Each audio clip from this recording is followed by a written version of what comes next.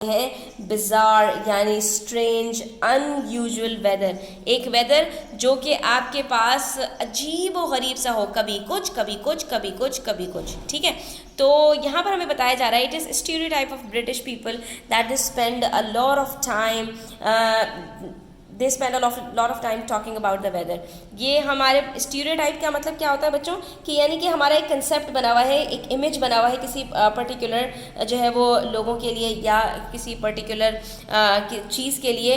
तो हमारा ये तस्वुर बना हुआ है कि हम जो है वो कहते हैं कि ब्रिटिश के जो लोग होते हैं ना वो वेदर के बारे में बहुत ज़्यादा बात करते हैं। This might be because the temperature, rain and wind can change day by day and hour by hour in the United Kingdom. इसकी वजह ये है बच्चों कि वहाँ का जो वेदर है वो बिजार वेदर है, यानी कि वो अभी कुछ है, एक घंटे बाद कुछ है, या एक मिनट बाद कुछ है, थोड़ी देर में कुछ है, थोड़ी देर में कुछ और है। ठीक है, तो वहाँ पर टेम्परेचर, रेन और विंड बहुत तेज़ी से तब्दील होते रहते हैं, इसी वजह से उनको हर वक्त ये अपडेट्स देने पड़ते हैं। Although temperatures are not extreme and the 4 seasons are easily identified, the weather in the UK is unpredictable. हालांकि वहाँ का जो टेम्परेचर है वो बहुत ज़्यादा वेरी नहीं करता, ठीक है, बहुत ज़्यादा एक्सट्रीम नहीं होता, यानी बहुत ज़्यादा सर्दी भी नहीं होती, बहुत ज़्यादा गर्मी भी नहीं पड़ती, और इसके अलावा उनके 4 सीजन्स भी आइडेंटिफाइड है, यानी सर्दी, गर्मी, खिज़ां, बहार, उनके यहाँ प्रॉपर 4 सीजन्स हैं। लेकिन वेदर अनप्रेडिक्टेबल है, यानी वेदर को आप प्रिडिक्ट नहीं कर सकते, बिल्कुल अनएक्सपेक्टेड है और जो है कुछ पता नहीं चलता कि किस वक्त क्या हो जाएगा। It is likely to rain on 9 to 14 days in each month. तकरीबन 9 से लेकर 14 दिन तक हर महीने बारिश होती है, ठीक है, आधा महीना बारिश होती रहती है। It is perfectly possible to have a cold day in the middle of the summer.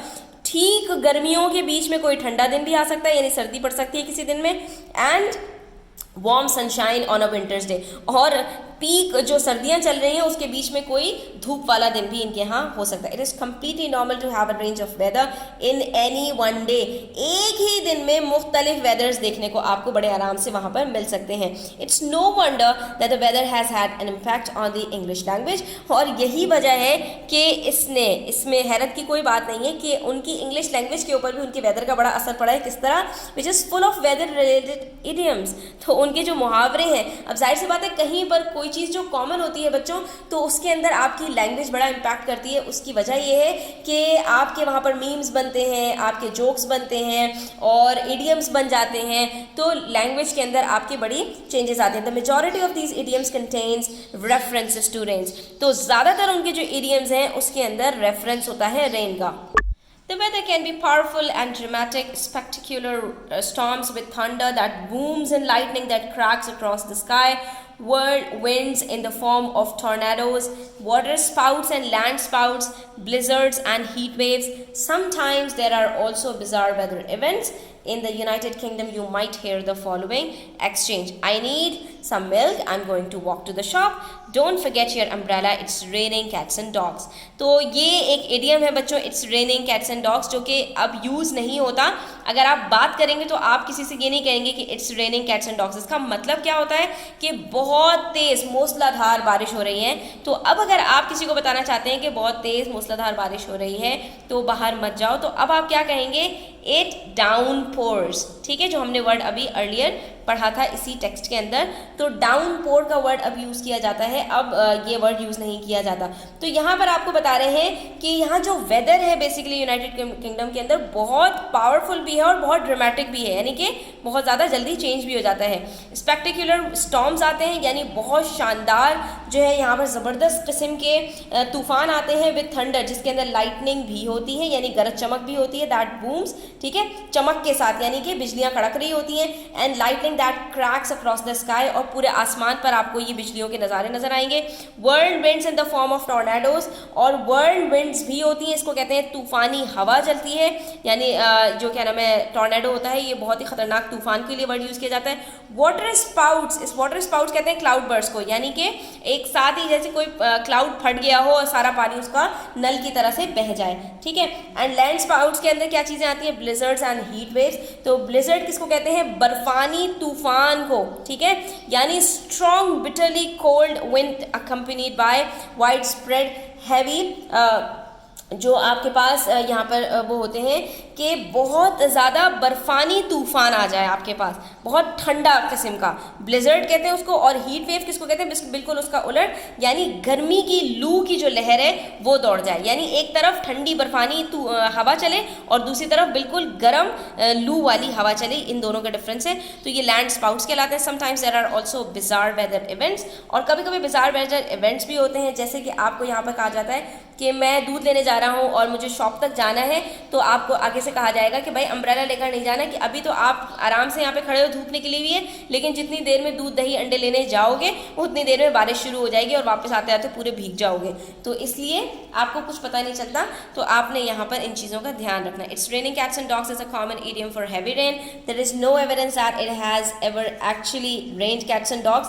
ये तो कभी ऐसा नहीं हुआ, क्योंकि ये इडियम ही है कि जो है आसमान से कुत्ते बिल्लियाँ जो है वो बरसे हों, but there are accounts of other animals falling from the sky. ये देखिए एक नई बात हमें पता चली कि कुत्ते बिल्लियाँ तो नहीं बरसते, ये सिर्फ एक इडियम ही है, मुहावरा ही है, लेकिन दूसरे जानवर आसमान से बारिश के तौर पर बरसे हैं। तो लेट्स फाइंड आउट कि क्या वाकई ऐसा हुआ है।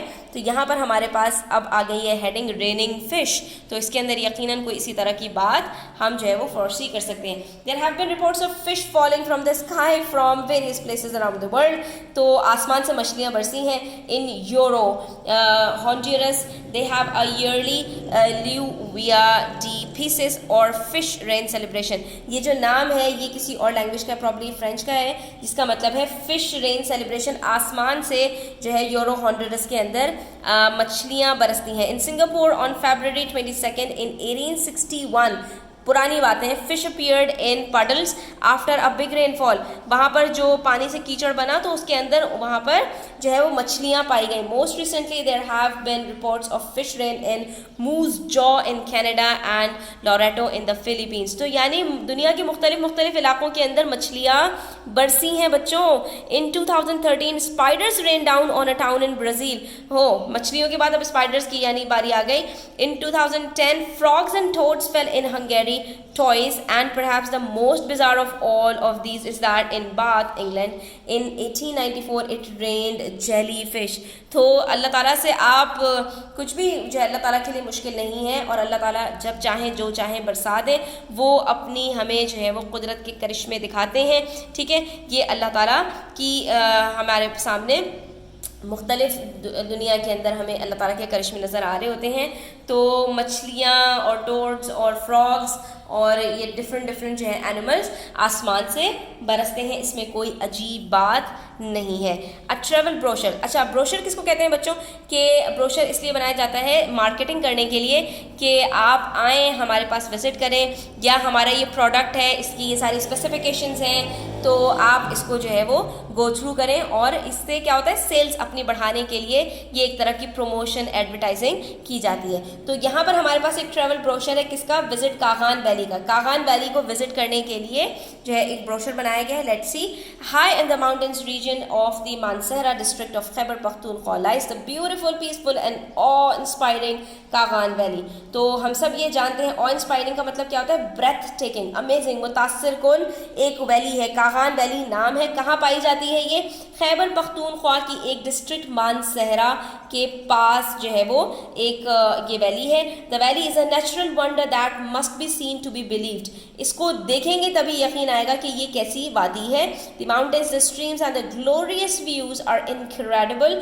यहाँ के जो व्यूज़ हैं वो नाकाबिल यकीन है। इनक्रेडिबल का मतलब जिस पर यकीन ना आए। And make this stunning unspoiled valley a spectacular treasure trove for visitors. तो ये जो है वो पोशीदा ख़जाना यानी एक कीमती दरियाफ्त बन जाते हैं, किसके लिए? विजिटर्स के लिए, यहाँ पर आने वालों के लिए।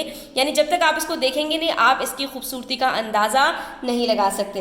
The famous lake Saiful Muluk lies in the heart of the valley, और इसी वादी के बीचों बीच यानी इधर पहाड़ और बिल्कुल बीचों बीच एक जो है वो लेक है, और उसका नाम क्या है? सैफुल मुलूक। ठीक है, और इसके बारे में बड़ी बड़ी कहानियाँ भी मशहूर हैं। The famous lake Saiful Muluk lies in the heart of the valley reflecting the wonderful views in its cool jewel like blue green depths. और पानी भी उसका ग्रीन और ब्लू का मिक्सचर है, तो उसके अंदर जो शेड्स पड़ रहे हैं ये उसकी वजह से है कि कहीं कहीं उसका पानी ग्रीन दिखता है और कहीं पर उसका पानी ब्लू दिखता है। बहुत ही हसीन वादी है बच्चों, जब आपका मौका लगे तो आपको वहाँ पर विजिट करना चाहिए। These views alone make this a must visit destination, और ये जो है इंसान को ज़रूर यहाँ पर जाकर विजिट करना चाहिए। वंडर्स ऑफ वाटर, अब इस पानी की आपको यहाँ पर वंडर्स बता रहे हैं। Marvel at mountains and the valleys that were carved out by ice around 300,000 years ago. ये जो माउंटेन्स हैं ये बिल्कुल हैरान कुन हैं, और ये जो वादी है जो कि बर्फ़ से बनी है, यानी पहाड़ों से बर्फ़ गिरी और बीच में जो है वो वादी बनी है। ये कोई 3 लाख साल पहले, यानी 300,000 ईयर्स पहले। अब ये कब की बनी हुई है तो इन्होंने अंदाजे से ही बताया है। Gasp at the giant glaciers, आप जो है वो इन जाइंट ग्लेशियर्स को देखकर हाँप जाएंगे। द रशिंग रिवर्स, और जो क्या नाम है पानी की रवानी में बहता हुआ जोश मारता हुआ दरिया है। एंड द वंडरफुल वाटर वो फॉल्स, और इसके साथ साथ इसके अंदर आबशार हैं। Lake Saiful Muluk beauty is inspirational, उसकी जो खूबसूरती है, उसका जो हुस्न है वो इंसान को खींचने वाला है, मुतासिर कुन है, ठीक है।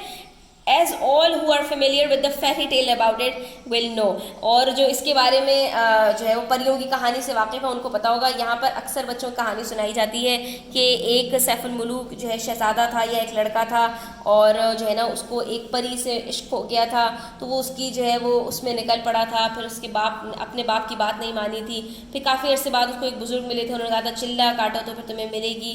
तो फिर उसको परी मिली थी, फिर जो है वो देव आ गया था, तो फलाना तो ढुमकाना, तो वो इसी वादी के अंदर पाई जाती है। तो ये कहानी मशहूर है, ठीक है। And it is easy to while away hours by its side, और इसमें कोई बड़ी बात नहीं है कि आप घंटों यहाँ पर जो है वो गुजार सकते हैं टहलते टहलते।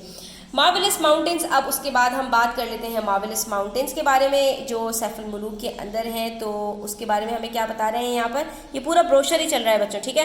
Take a stroll along the river banks and breaths in the pure crisp air, आप टहल लगाइए रिवर बैंक्स के यानी दरिया के किनारे, और वहाँ पर जो है वो सांस लीजिए किसमें, ठंडी मीठी और बर्फीली हवा के अंदर, जो बिल्कुल फ्रेश है, बिल्कुल ताज़ी हवा है। Track through the lush landscapes of pristine meadows, और वहाँ की जो वादियाँ हैं, कैसी वादियाँ, जो बिल्कुल कोल्ड ड्राई और फ्रेश वादियाँ हैं, यानी कि स्पॉटलेस, बिल्कुल ऐसी क्लीन और फ्रेश जैसे कि बिल्कुल नई हो। प्रिस्टीन का मतलब ये है।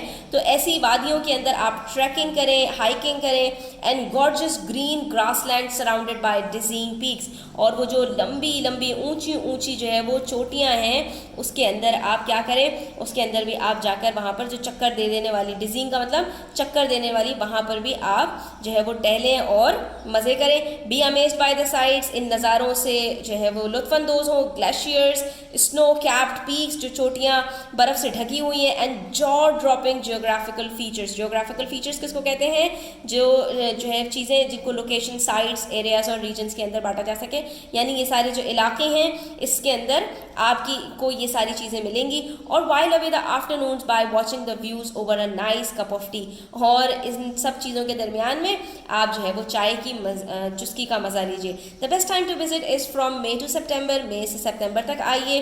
When the valley is in its green spring robes, जबकि इसकी वादियों ने हरा लिबास पहना होता है। In winter the blanket of ice and snow makes accessing the valley more difficult. हाँ, अगर आप बर्फ़ के दौरान आएंगे तो इस वक्त जो है वादी में रहना और जाना आना मुश्किल होता है। Start your adventure by booking your stay in a luxury hotel, a budget and family friendly guest house.